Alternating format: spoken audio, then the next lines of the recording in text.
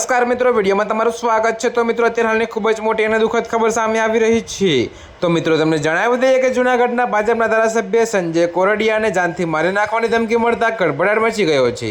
તો મિત્રો, ધમકી આપનારા ધારાસભ્ય પાસે 30 લાખની ખંડણી પણ માગ્યાનું બહાર આવ્યું છે। તો આ ઘટનાથી રાજકીય ક્ષેત્રે ચકચાર મચી ગઈ છે। જી હા મિત્રો, જો કે તમને વધુમાં એ પણ જણાવીએ કે ધારાસભ્ય આ અંગે જૂનાગઢના B ડિવિઝન પોલીસ સ્ટેશનમાં ધમકી આપનાર શખ્સ સામે ફરિયાદ નોંધાવી છે। તો મિત્રો, પોલીસે ગુનો નોંધી તપાસ હાથ ધરી છે।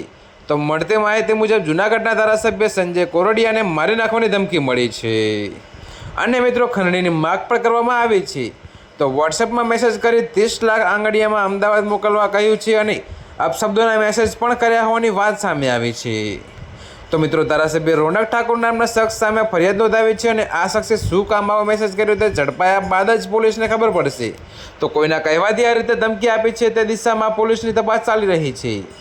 તો મિત્રો, અત્યારે હાલ માટે આટલું જ। મળીશું નવી અપડેટ સાથે। અને જો તમને અમારા વિડીયો પસંદ આવતા હોય તો વિડીયોને લાઇક, કોમેન્ટ, શેર અને અમારી ચેનલને સબસ્ક્રાઈબ કરવાનું ભૂલતા નહીં મિત્રો।